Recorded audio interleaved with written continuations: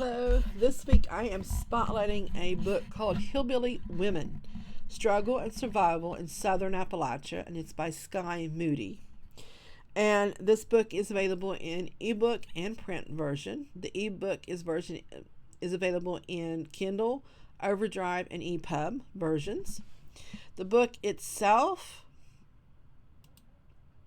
was published in 2014.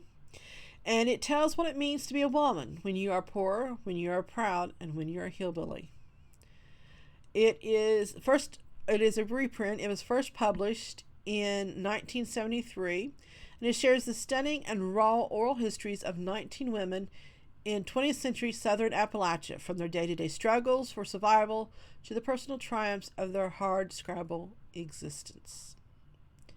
They are wives, widows, and daughters of coal miners, factory hands, tobacco graders, cotton mill workers, and farmers.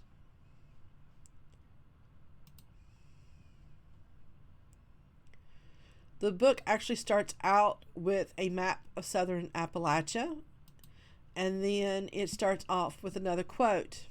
The first is by Aunt Molly Jackson. I reached under my arm and I pulled out my pistol, and I walked out backwards, and I said, Martin, if you try to take this grub away from me, if they electrocute me for it, I will shoot you 6 times in a minute. I've got to feed some children. They're hungry, and they can't wait. Another quote by Mother Jones. God Almighty made the women, and Rockefeller gang of thieves made the ladies.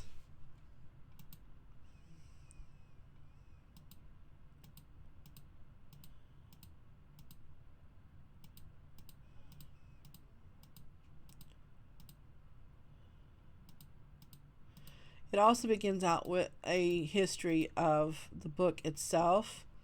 And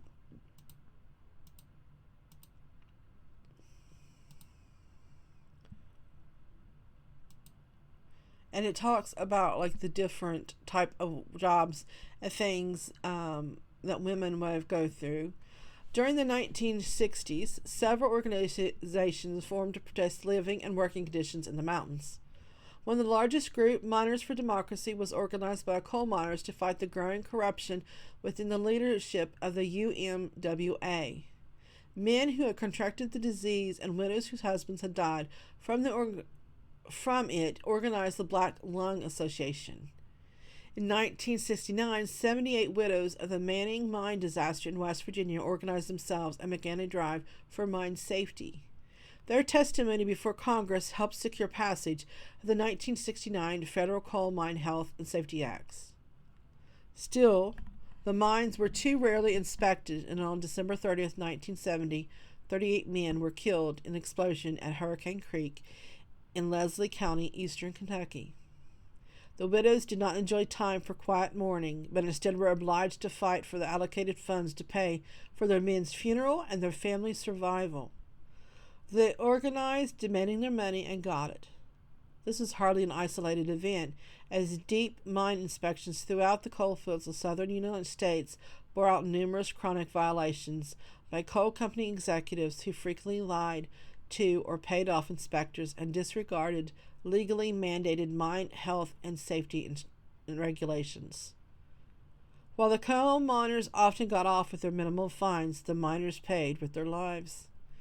Even with the passage of stricter legislation, as recently as April 5th, 2010, 29 miners died in an explosion at the Massey Energy Company's Upper Big Branch coal mine in Montcalm, West Virginia.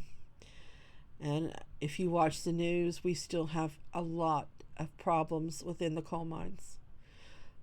The physical and emotional strength of coal camp women has always been a necessary element in the operation of the mining industry. Without them, the industry would have never have profited. When their men died in the mines, the coal company executives may have spoken a few sympathetic words to the public, but they soon turned their backs on the widows who were stuck in the coal fields, where almost no employment existed for women, with no means to move away and seek employment. This was an inheritance they received for falling in love and marrying a coal miner.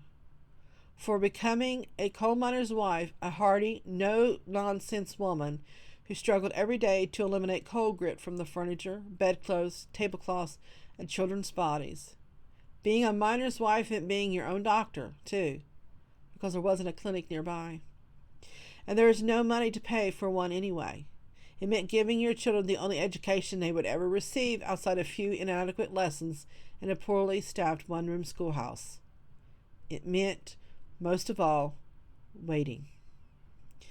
The long hours when a coal miner is deep down in the earth are the worst hours for a miner's wife, who knows too well how easily it is to become a miner's widow. Well, Hillbilly Women is a book originally written, like I said, in 1973 that spotlights the courage and power and struggle of women in 20th century southern Appalachia. So for those of us who have grown up in Appalachia, we have seen these struggles firsthand. But if you would like to read more, again, it's Hillbilly Women by Skye Moody. It is available in print and ebook form. If you want a print copy, you can call any of our locations or go to any of our locations to request a copy. The ebook copy, you can go to our website at www.briggslibrary.org to access it. I thank you for tuning in, and I will see you next time.